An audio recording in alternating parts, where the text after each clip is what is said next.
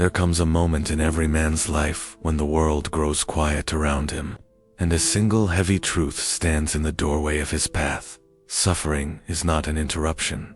It is an initiation, a threshold carved by life itself, demanding to know whether you are ready to walk forward as a warrior or collapse back into the soft arms of comfort. You feel that doorway long before you see it.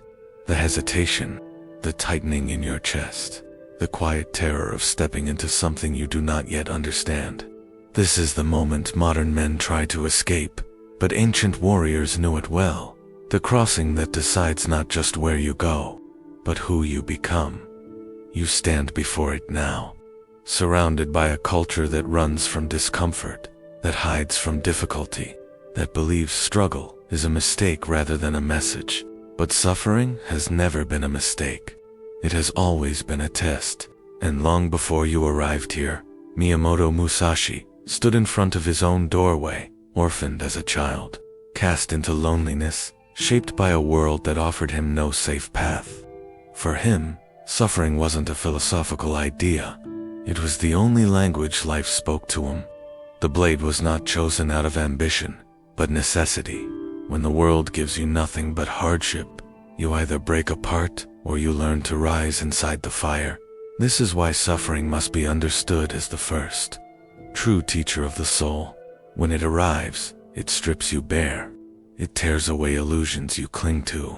It exposes the weakness you pretend you do not have, and in the same motion, reveals strength you had forgotten was there.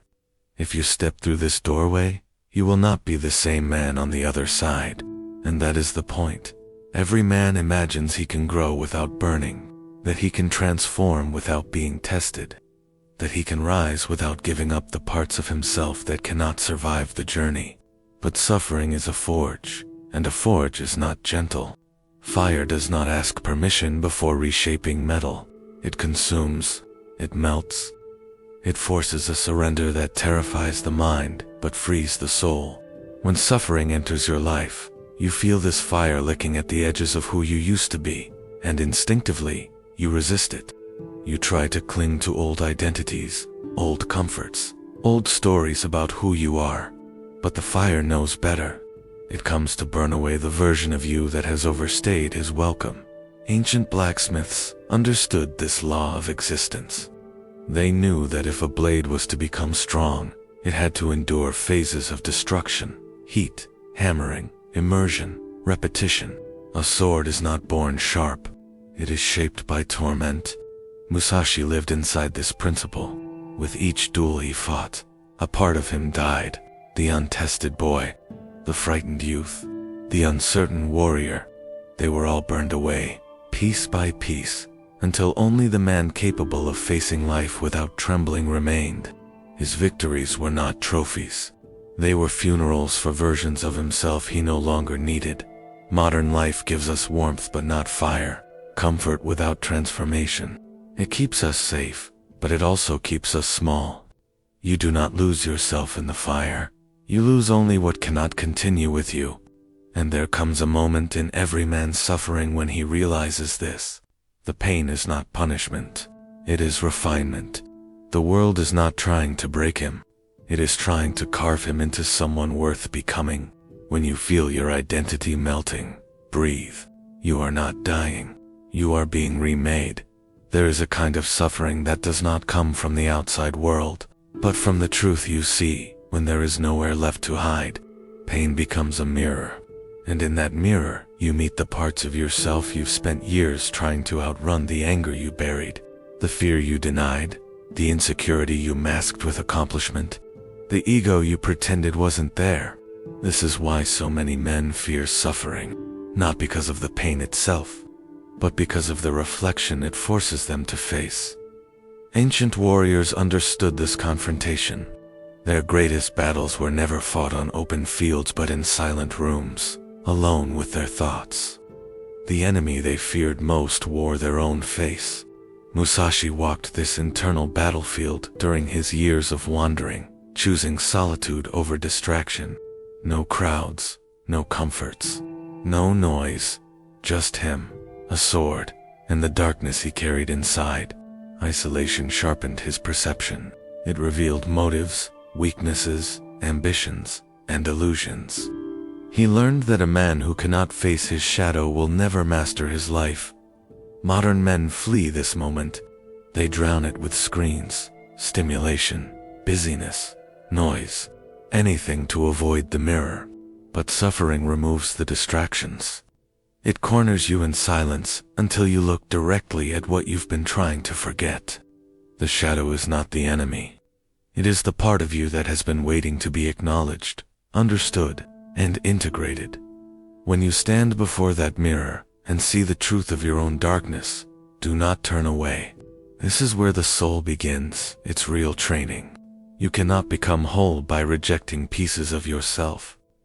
You become whole by welcoming them into discipline, into awareness, into mastery. Only then does the shadow stop sabotaging your life and start strengthening it. After the fire, after the mirror, after the confrontation with your own shadow, suffering leaves you in a kind of silence that feels almost sacred. It strips you of words, of noise, of the need to explain yourself to anyone. This silence is not emptiness. It is a new beginning. Ancient monks and warriors understood this power. They trained in temples, mountains, caves, not because they wanted isolation, but because they knew silence is where a man finally hears the truth he has been avoiding in modern life. Silence feels foreign. Most men cannot endure a minute of it. They fill the space with music, conversations, distractions, anything to avoid feeling the weight of their own thoughts. But Musashi embraced silence as an essential part of his training. One man, one sword.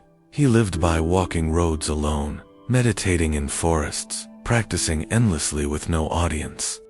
Solitude sharpened him in ways battle never could. It taught him how to remain unmoved, how to stay centered, how to carry his own presence without collapsing into noise. Suffering delivers you into this same stillness, not as punishment, but as invitation. When life removes what you relied on, company, comfort, certainty, it creates space inside you, a space where wisdom can enter, a space where the soul gathers its strength. In silence, you begin to understand that your deepest power does not come from movement, but from stillness, that the warrior's true advantage is not aggression, but presence. If you can sit inside this quiet without running, you will feel something growing within you, a deeper breath, a steadier heartbeat, a quieter mind. Strength is not built in the noise of battle, but in the silence that follows it. Every man lives with two selves inside him. The self he has been shaped by habit, fear, history, and the self he could become, waiting beyond the horizon of his discomfort. Suffering exposes this tension.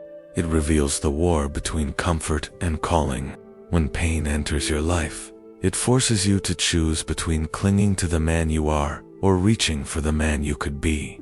Ancient warriors understood this inner split. They welcomed it.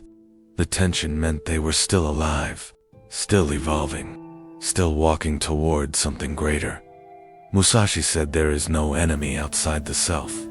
The battles he fought were mirrors of the battles happening within him. Every duel was a test of whether he would remain the same man or rise into a sharper version. Suffering works the same way. It puts pressure on you not to destroy you, but to draw out your potential. But potential is not given, it is earned. It requires sacrifice. It demands that you abandon the familiar, the patterns, roles, and identities that keep you safe but stagnant. This is why suffering frightens so many men, not because it hurts, but because it forces transformation. It asks you to walk away from the comfortable version of yourself, and the truth is, most men retreat. They choose the familiar pain of stagnation over the unfamiliar pain of growth. But the warrior chooses differently. He steps into the break, into the tearing, into the uncertainty, knowing the discomfort is shaping something inside him. The soul is trained when a man willingly chooses the harder path, not out of masochism, not out of pride, but because he recognizes that his potential self, the one he glimpses in rare moments of clarity, is calling him forward, and the only way to reach him is to face the suffering that stands guard over that doorway. Pain, on its own, changes nothing. It can break a man as easily as it can build him. The difference is discipline. Without discipline, suffering becomes chaos. With discipline, it becomes power. Ancient warriors knew this long before psychology ever put words to it. They submitted themselves to harsh training rituals, cold mornings, hungry nights, endless repetition, failures, humiliation. They understood that strength was not an emotion but a practice. Modern discipline is fragile because it is built around convenience. Gym schedules, productivity hacks, motivational quotes, all of it collapses the moment life becomes difficult.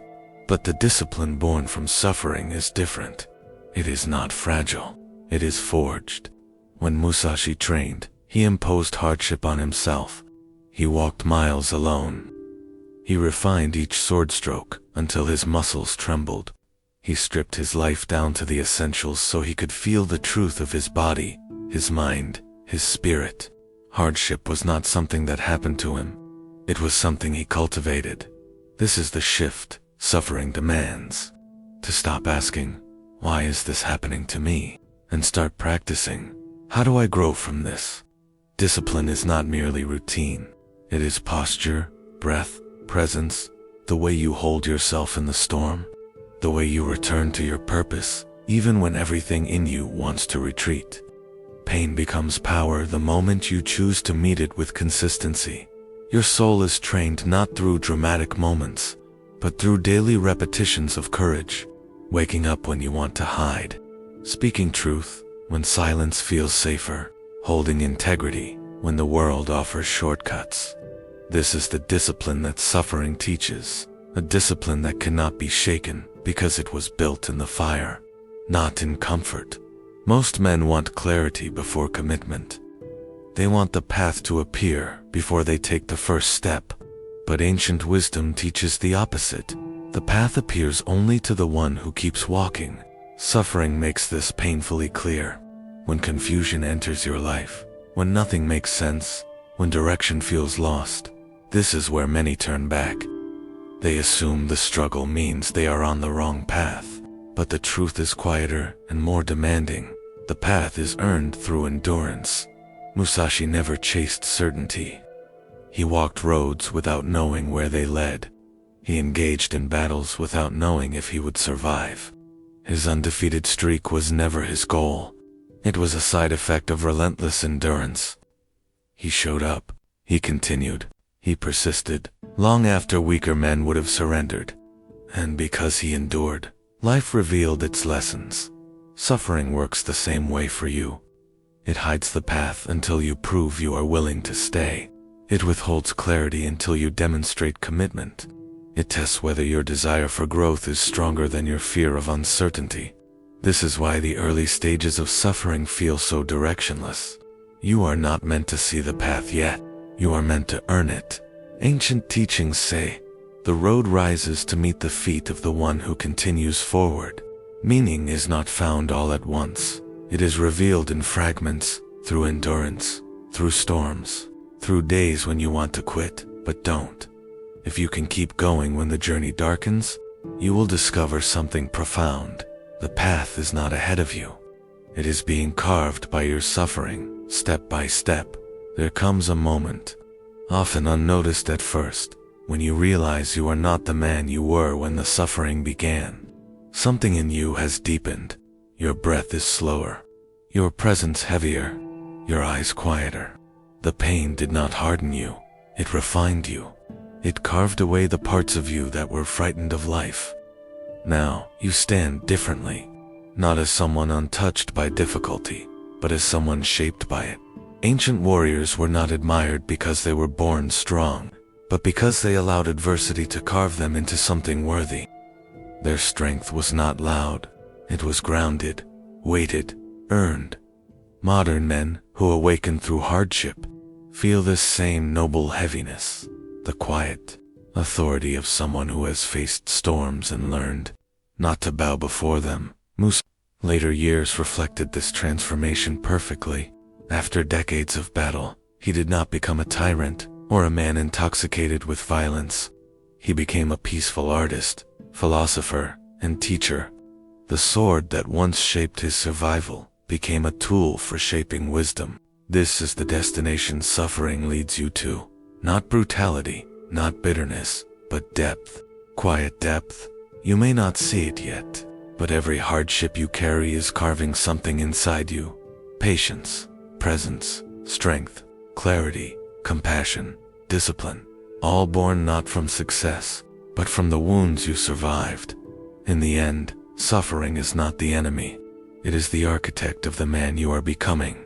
Without it, your soul remains untested, unshaped, unproven, but with it, accepted, endured, reflected upon, you step into a version of yourself that cannot be shaken by the world's chaos. You do not train your soul by avoiding pain.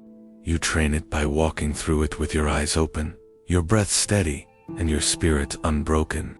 The path of the unshakable man is carved by the very suffering he once feared, and now it becomes the source of his deepest strength.